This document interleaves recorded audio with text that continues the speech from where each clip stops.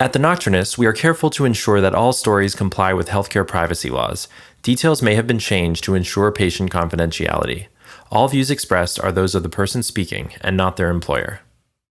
Support for the Nocturnists comes from the California Medical Association and the Patrick J. McGovern Foundation.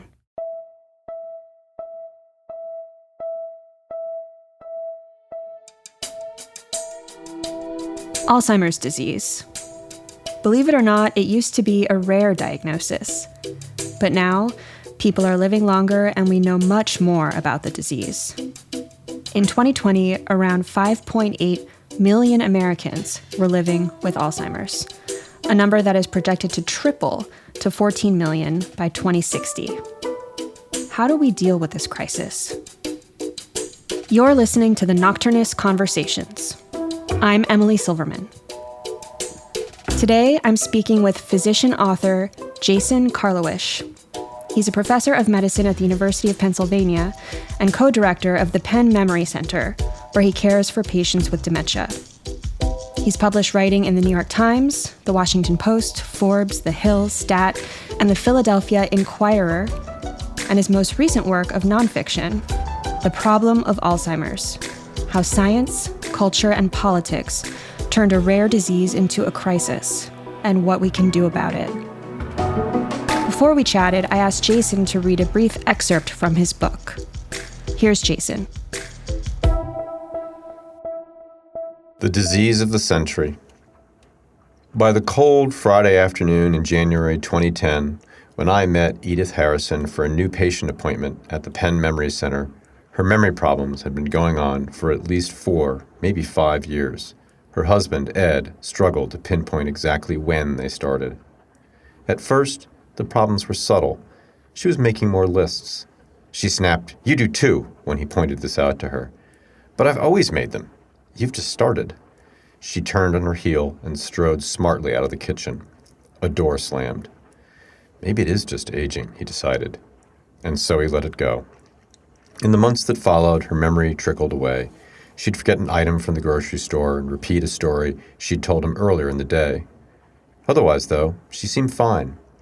It was the call from the Homeowners Association that caused him to worry. "Is there something wrong, Mr. Harrison?" asked the officious deputy director. "You haven't paid your fee in 3 months." For the first time since they married, he looked at their joint checking account. Her handwriting, like her, was still elegant, but the balance was in disarray. Maybe this isn't aging. A visit to her primary care doctor for help was too quick and essentially useless. It ended not with a diagnosis, but instead with an antibiotic. The nurse who telephoned with the results of the MRI of her brain reported there was no tumor or stroke, but there was sinusitis. The prescribed antibiotic caused 2 weeks of diarrhea. That was in 2008. There were more doctors and more medications for low thyroid, high anxiety, and chronic fatigue, but no clear diagnosis. In time, they settled into a new normal. He did the bills, they shopped and cooked together, and she watched a lot of TV. Diagnosis didn't seem to matter. It was their daughter who sounded the alarm. She was back from an extended tour of duty with the Army in the Middle East. "Dad, something's really wrong with Mom." She held her hands out before her father like she intended to shake him. They waited 6 months for a new patient appointment at the Memory Center. Thanks for being here, Jason. Oh, it's a pleasure for having me. Thank you, Emily. So this is an amazing comprehensive history of Alzheimer's disease, ranging from the science of it to the culture of it to the politics and the history, just all different dimensions.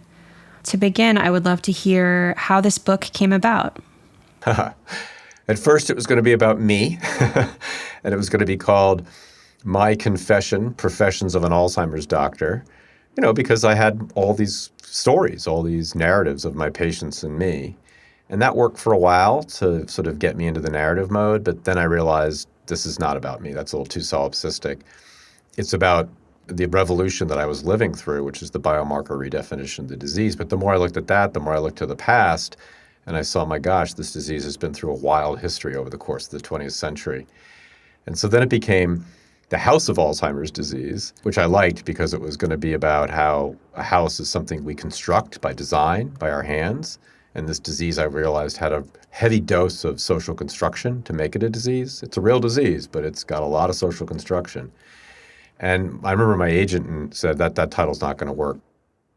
Then the last title was The Disease of the Century, which became the title of the introduction, which I just read. But then COVID hit. And a friend said to me, when I said, he said, I said, I got this book coming out, The Disease of the Century. And he said, oh, it's about COVID. And I'm like, oh, God. Anyway, and then the new title came, The Problem of Alzheimer's. And I think that really puts it all together. Yeah. In the book, you talk about how you did your internal medicine residency and then started a fellowship in critical care. That's right. But after a year, you switched over to geriatrics. So tell us a little bit about that. Yeah, in the history of critical care medicine, I'm probably the only fellow that left critical care to go into geriatric medicine. As I write in the book, people thought that I must have done something scandalous and it was kind of a lateral, like, let's just move him off, park him someplace quietly. But yeah, it was a journey of a decision. It was not an impulsive decision. I finished residency. I like taking care of sick people, I will admit. The sicker, the better in some sense. And at the same time I finished residency, I was very interested in aging. What is it? How is it different from a disease? I went to the University of Chicago fully intending to be a critical care fellow, and I did work in a chronic vent unit. And I was realizing my interests really are moving towards why are these people in this vent unit and the ways we cared for these, many of them quite frail and elderly individuals. And as often is the case in life, when you make dramatic switches, it has to be something intense, personal, and emotional. And that's what happened when my grandfather fell, broke his hip, and within a few months later at a major academic medical center, was dead. He had Alzheimer's disease. In retrospect, all we knew then was dementia. We did our best. And I put all that together, and absolutely no criticism to critical care. By God, have we seen how important that field is in the last few months. But I just knew we don't need another critical care doctor. We need more people to take care of people like my grandfather. And so I made the switch to geriatric medicine, and I've never looked back with regret, never, ever, ever thought otherwise on that decision. Can you talk a little bit about the difference between Alzheimer's disease and how that is different from aging, mild cognitive impairment, and dementia? Well, I like to think of dementia as disabling cognitive impairments. In other words, you were cognitively unimpaired based on the norms and standards for how we measure cognition. But you have cognitive impairment and it's causing disability. And the key word there is disability. In other words, something that you used to do given your environment and your cognition, now you need someone else to assist you, something else to assist you. It doesn't have to be a human, although often it is.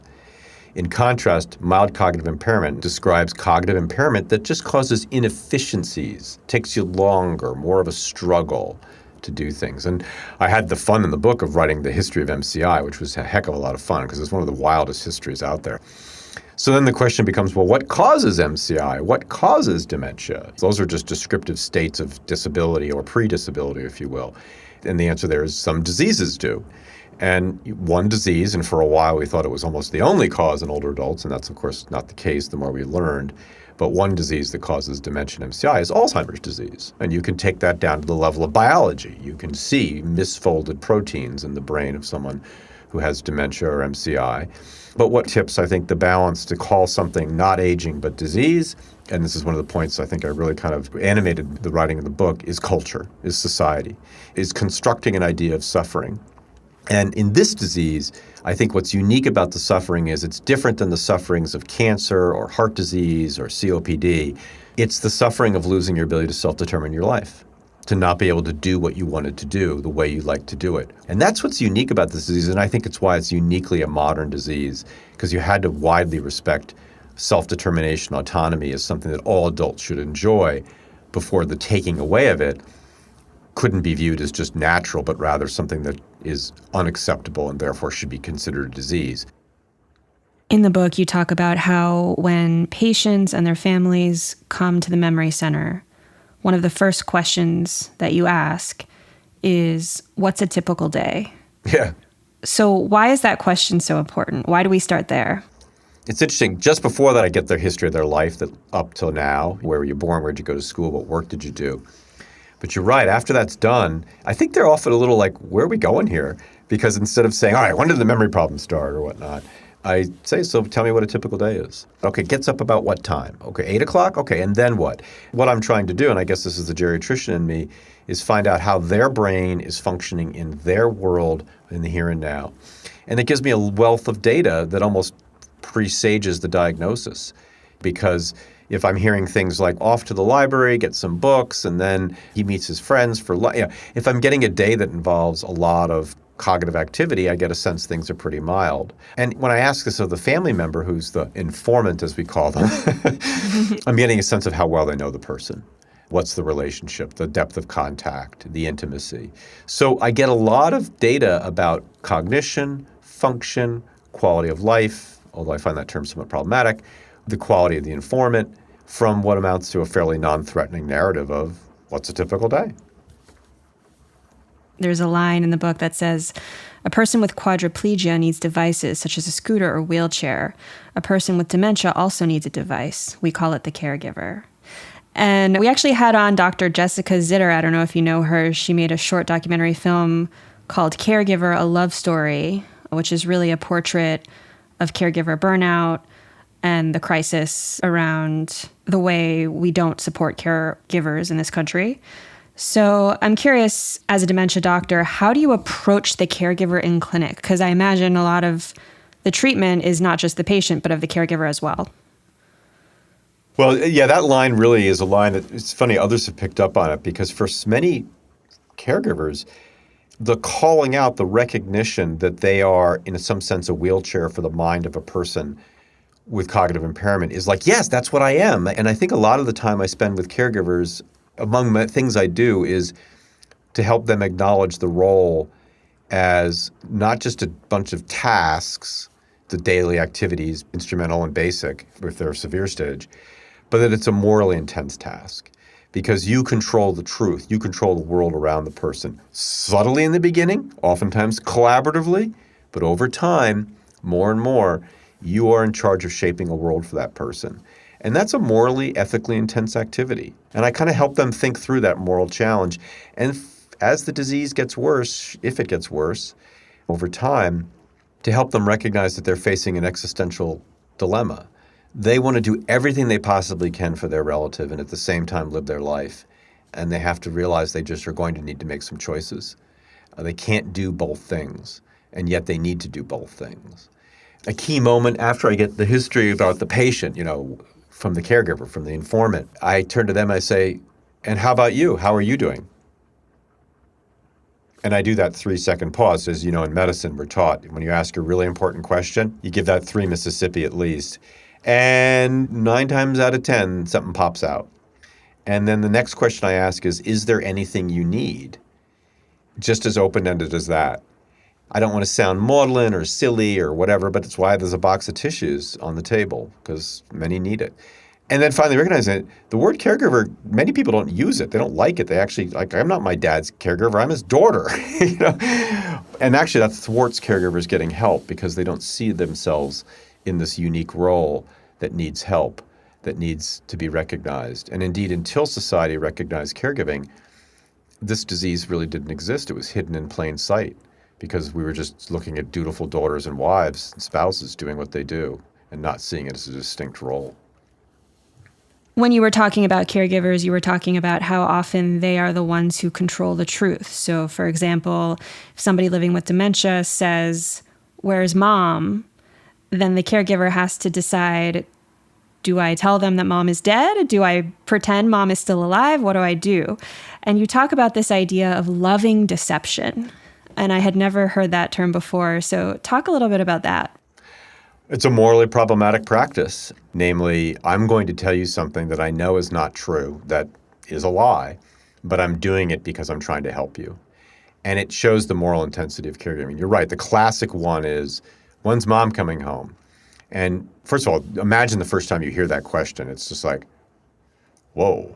And many caregivers tell you the story of, well, I tell them, well, mother passed a long time ago. And for some patients, that can be extremely distressing.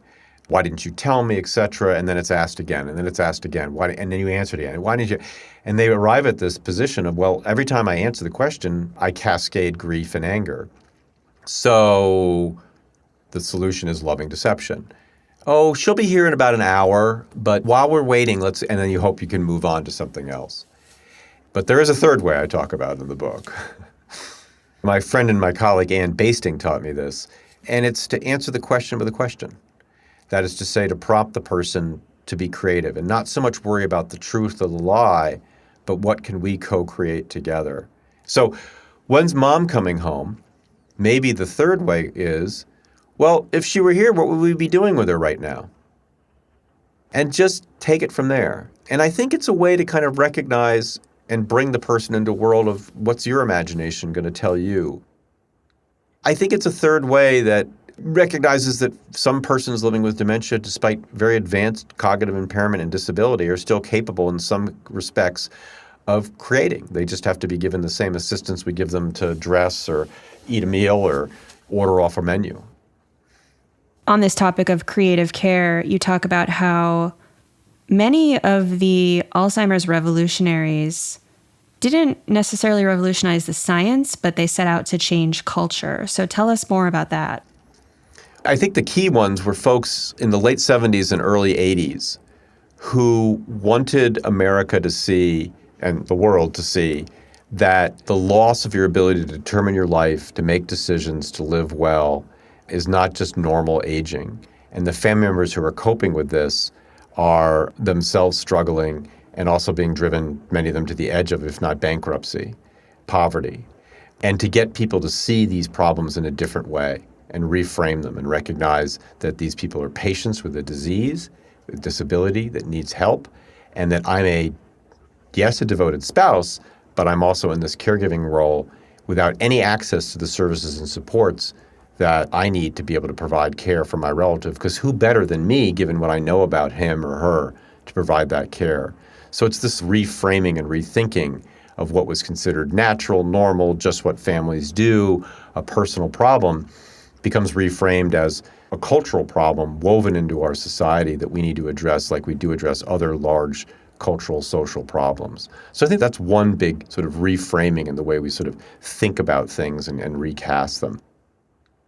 Thinking about changing culture, one of the physicians who you track in the book revolutionized medical culture by researching delirium and just changing simple things in the hospital like sleep-wake and removing lines and catheters. I mean, that was an example, I think, of how changing medical culture can influence patient outcomes. Yeah, the whole third part of the book is about things we can do now that aren't so much the latest gadgets and such, but they are about reframing and rethinking the quotidian aspects of life. And you're right, Sharon Inouye is the founder of the modern understanding of delirium. And I had the privilege of interviewing her and getting a fascinating story of this young person who realized there's all these delirious people. We don't know why they're developing delirium. We just sort of accept it like the winter. Oh, it just gets cold. You just bundle up and deal with it. Saying, well, wait a minute. You know, we wouldn't do that with a spiking fever. We'd say we should probably figure out why this person's got a temp of 101.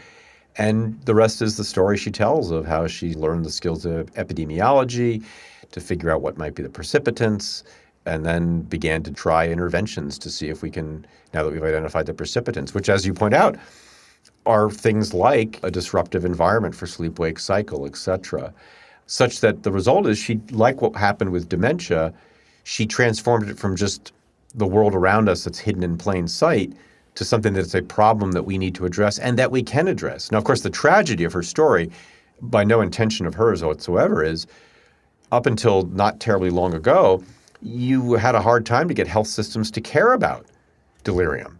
And you still go to units for older adults and they've got double beds because they're oftentimes given the wing of the hospital, but it's the oldest wing and yet to be renovated.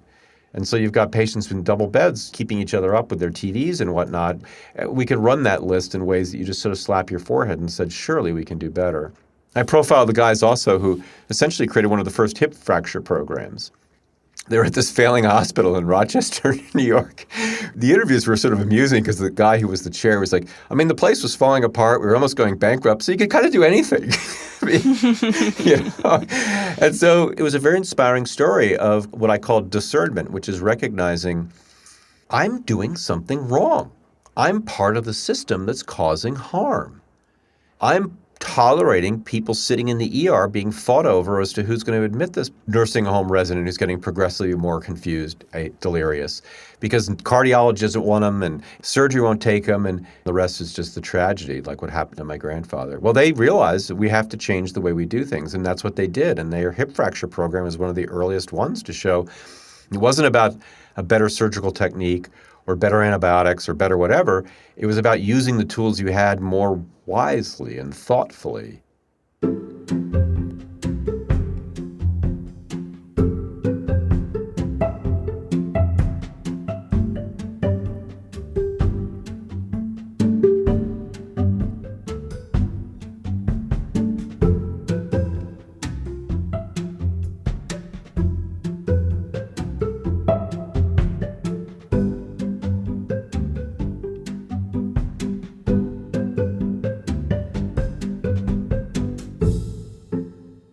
I want to take a moment to talk about the science and the pharmacology of Alzheimer's.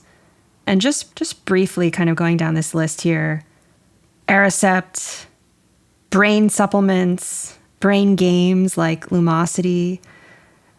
Does any of this work? Well, Aricept, donepezil, the generic, works. That is to say, compared to placebo, you can see statistically significant differences on measures of cognition. The challenge has always been, does that difference translate into clinically meaningful improvements for patients on function, well-being, et cetera?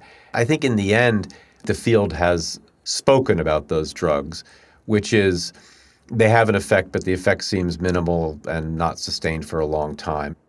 And then what about the supplements and the brain games? Because this comes up a lot. My dad, I was just home in Florida last week, and he pulled out this bottle of some supplement that's supposed to sharpen your brain. Yeah, is this a well, thing?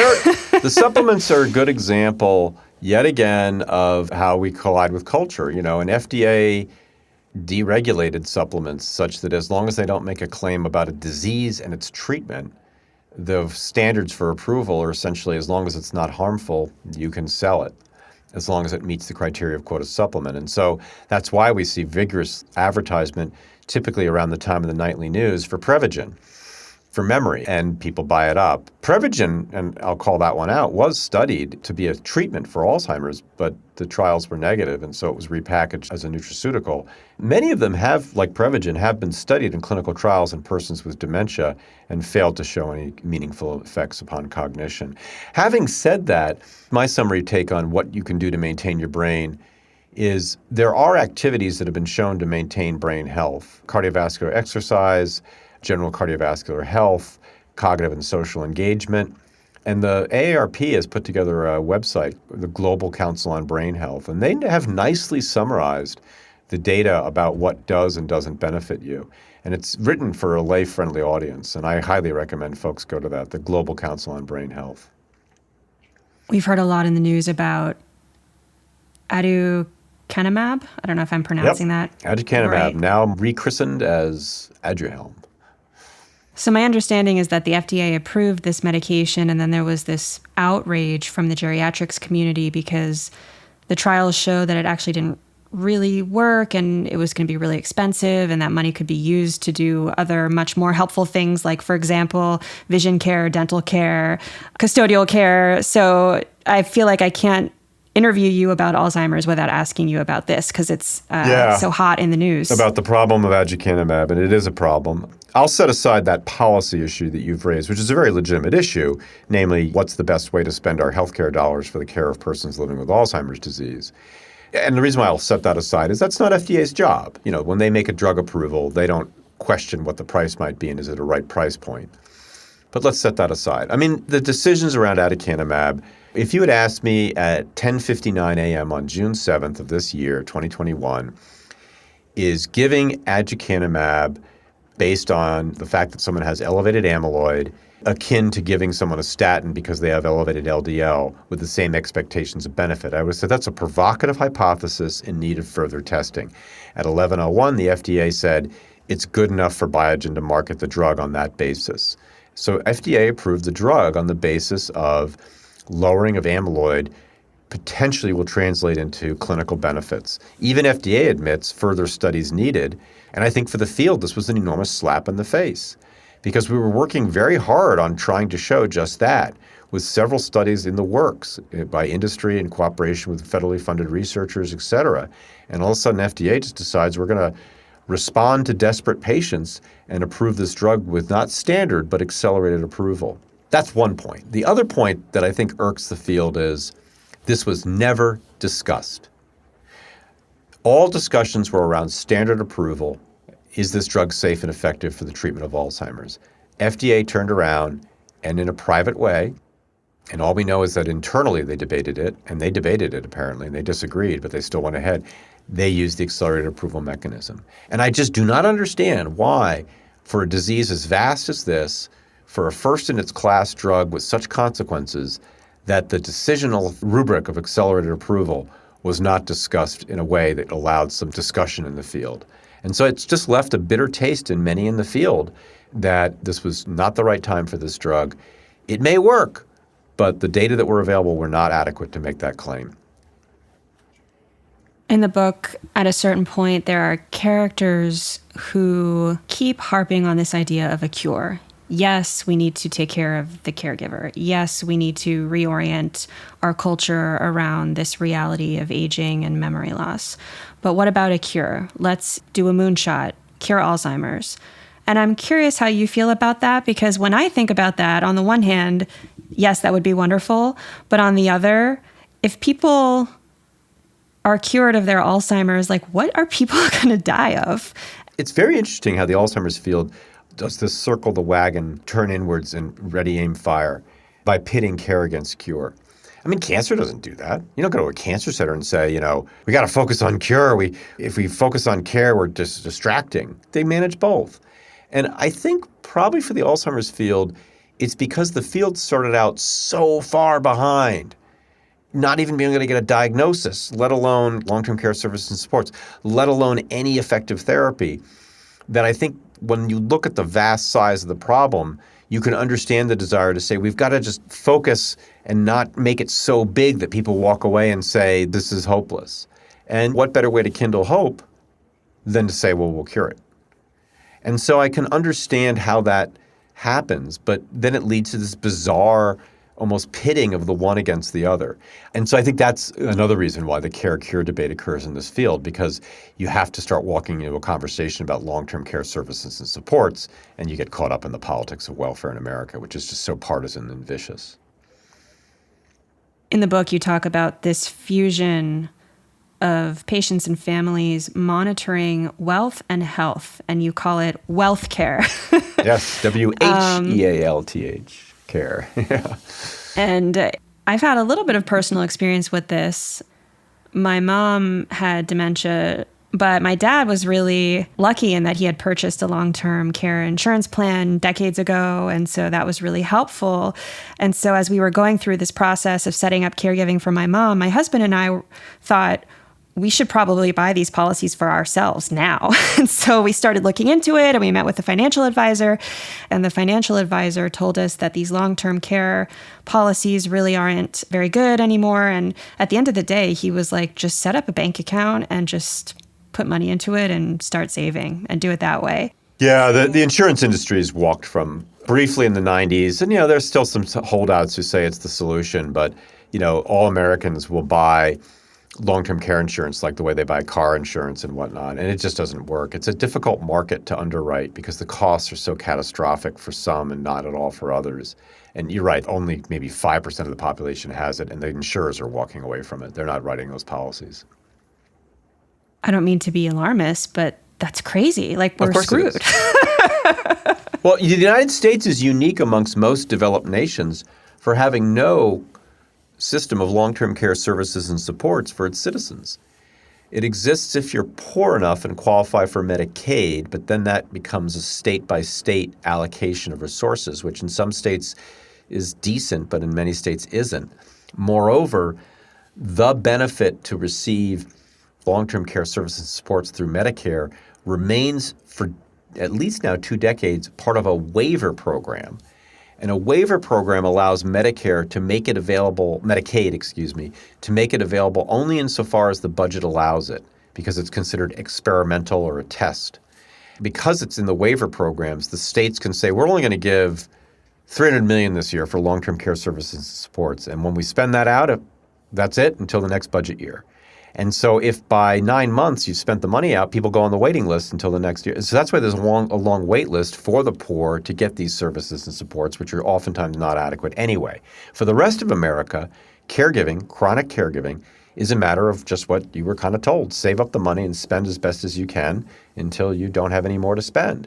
And this is why Alzheimer's is a crisis, because it's an economic problem. Because if you take the labor of caregiving, the time that your father spent caring for your mother, and turn it into a job and put a wage on it, or have him pay someone else to do it, that's what adds up across the 12 some odd million caregivers into the triple-digit billion-dollar cost of this disease. It's the wages of care that make this disease so expensive. And you're right. Right now in America, those wages are paid out of pocket. That's lost income from someone who otherwise could be working, which is lost tax revenue, which is lost payments into the Social Security system, which is failure to advance at work. So we're paying for this already. And so the complaints of, well, we can't increase taxes and create an expensive social insurance program, we already are paying for this. It's just the American family that's paying out of pocket. And my colleague Norma Coe, who's an economist here at Penn, points out, for example, that this cost, which is the equivalent from the American family of paying for a year's worth of nursing home care per year. And so this is an incredibly expensive cost. It takes away from tuition that would pay for the next generation to be educated. So it ramifies across generations. And that's what America's living in right now. In Germany, they don't have that. They have a long-term care social program. In Japan, we're unique in developed nations for simply not making this available. This is not the norm amongst developed nations.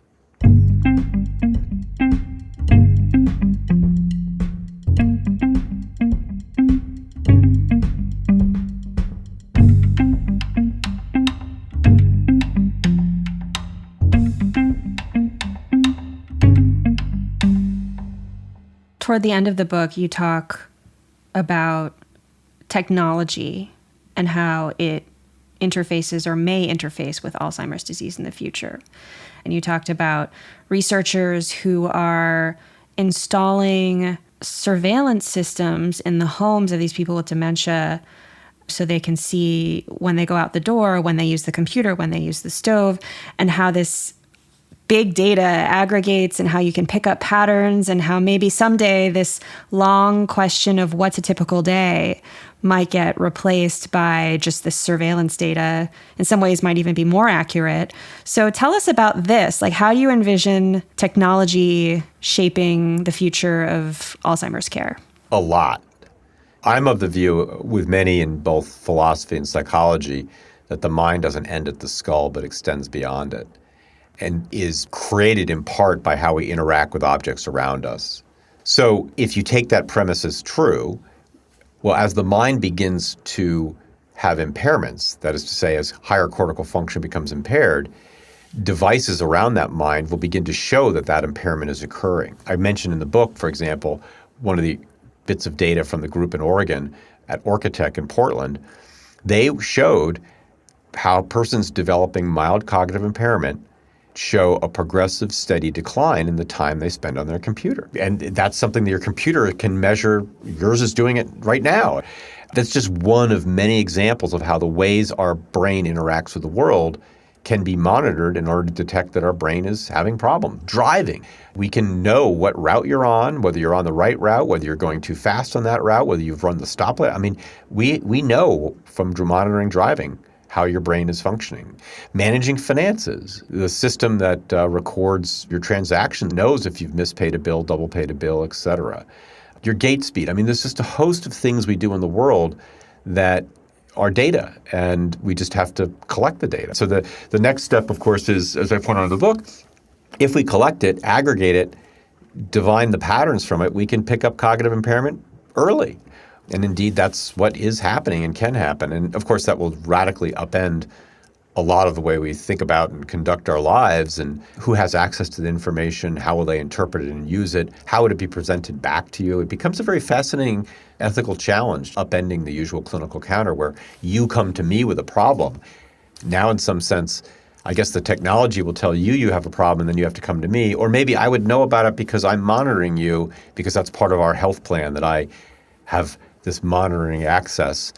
A lot of very interesting questions there that are going to radically, potentially restructure, revolutionize the ways we think about the conduct of healthcare, and where the clinic space ends becomes rather porous at that point, because it's your world now around you, as opposed to you coming to me and telling me what's wrong about someone else or yourself. Toward the end of the book, you talk about this idea of homelessness. Not homelessness, but homelessness. You talk about this place called the Lantern, which I just thought was so interesting. So tell us, what is homelessness and what are some of the solutions that are being suggested here? Well, I thought I coined it, but I realized I actually read the term in James Wood's extended essay called The Farthest Place from Home, where he's reflecting on the life of being an immigrant to America and never really being able to go back home. And so his idea of homelessness was a little different than mine. So it's a play on homelessness. So someone who's homeless, we say they don't have a home. Homelessness is this kind of liminal state of home isn't working. And I mean, the most dramatic expression of it in the lives of persons living with dementia is when they are in the home they've been in for 50 years and say, I want to go home. What they're telling us is this place that has been my home is no longer working for me, and I'm looking for a different home. And I think we have to listen to that. There comes a time when a residential long-term care place is perhaps the right place for someone living with dementia. And in this sense, I disagree with those who say the nursing homes should all be shuttered and closed and all care should be delivered in the home. Many nursing homes, the way they are now, should be shuttered and closed, but they should be reopened and reimagined from the sort of ward-like structure that they have to a much more home-like environment, a home that is tailored towards persons who are living with these disabilities. And so, yes, I interviewed, for example, the Lantern, the founder of the Lantern, Jean McKesh, who created a community in Indiana that reproduces that town in Indiana circa 1939. And I try to provoke the readers to reflect on that, which is, in some sense, much like the loving deceptions, these are architectural deceptions. These are creating a world for someone that isn't the world that they're actually in. And McKesh's is really interesting because, like, at night the ceiling gets dark, and then during the day it gets light, and they reproduce the seasons in some sense, and the temperature is controlled. And again, I mean, they have like a downtown circa 1938. And I guess I get the appeal of it, and certainly they say the people who live there like it, and maybe for some it is the right place to live, but it is requiring us to create a fake environment for people.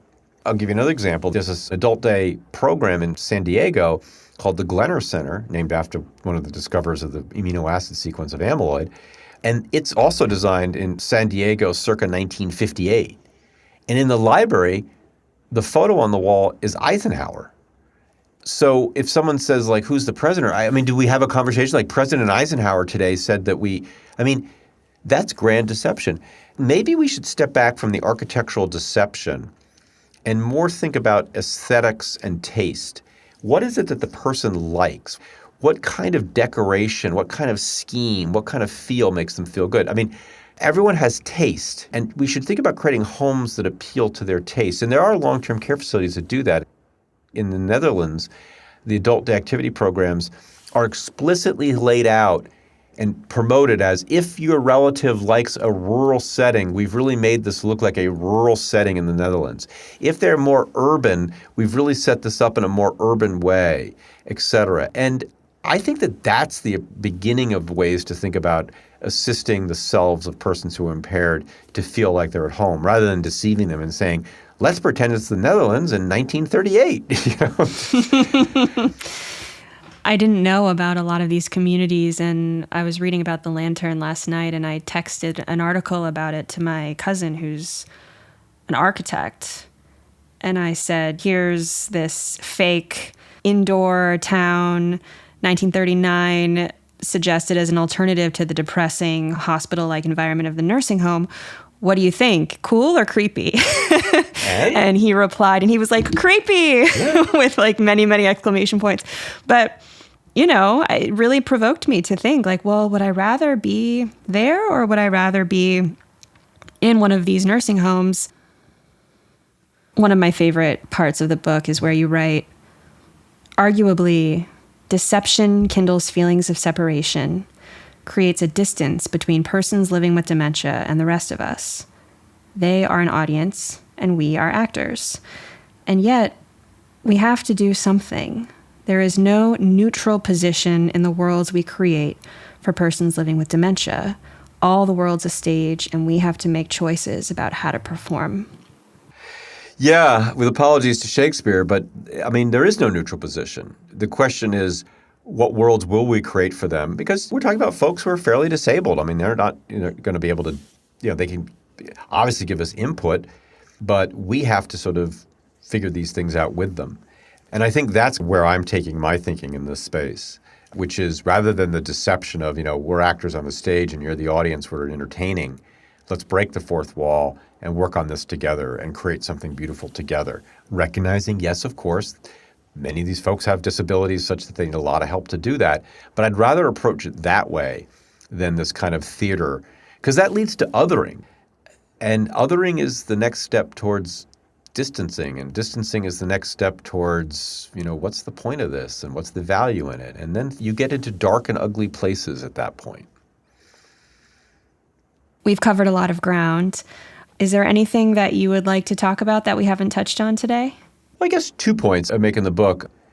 We've made a lot of progress in a fairly short period of time when you think about the arc of history with understanding the biology, the pathophysiology of this disease. I mean, 20 years ago, 20 years ago to this year, it's the anniversary, we were finally able to image the pathology in the brain of a living human. Oncology was doing that for centuries once light microscopes were being used, looking at tumors. So it's just been 2 decades that we could finally see the disease in a living human. It's just been about 10 years in our drug trials that we're able to test drugs.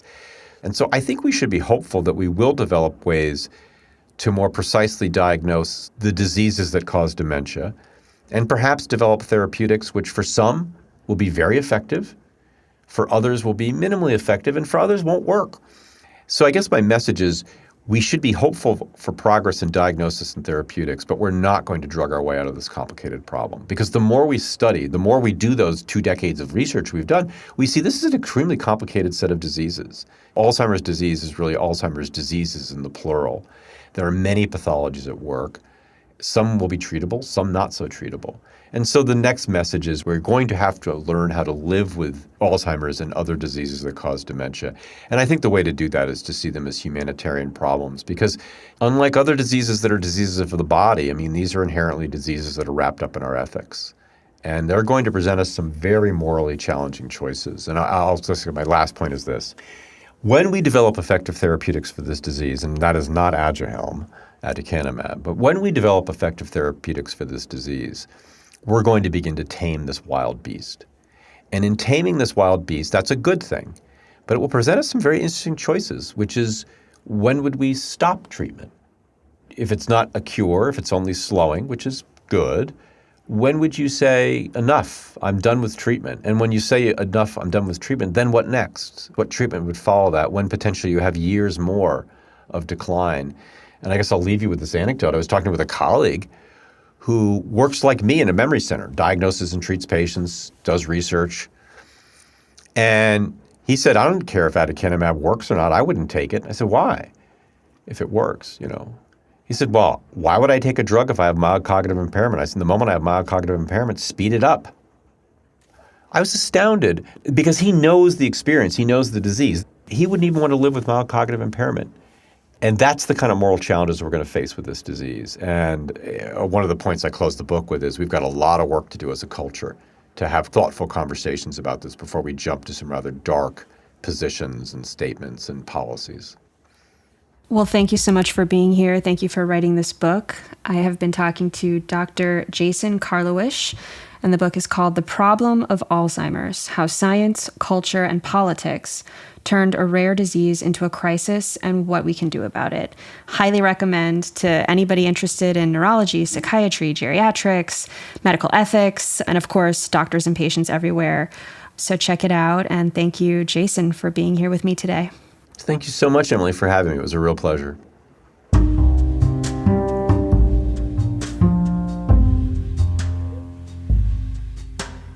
This episode of the Nocturnist Conversations was produced, edited, and mixed by John Oliver. Our executive producer is Allie Block, our chief operating officer is Rebecca Groves, and our communications and social media intern is Yuki Schwab. Our original theme music was composed by Joseph Monroe. Additional music comes from Blue Dot Sessions. The Nocturnist is made possible by the California Medical Association, a physician-led organization that works tirelessly to make sure that the doctor-patient relationship remains at the center of medicine. To learn more about the CMA, visit cmadocs.org. The Nocturnist is also supported by the Patrick J. McGovern Foundation and by donations from listeners like you. Thank you so much for supporting our work in storytelling. If you enjoy the show, please help others find us by giving us a rating and a review on Apple Podcasts. To contribute your voice to one of our upcoming projects or to make a donation, visit our website at thenocturnist.com. I'm your host, Emily Silverman. See you next week.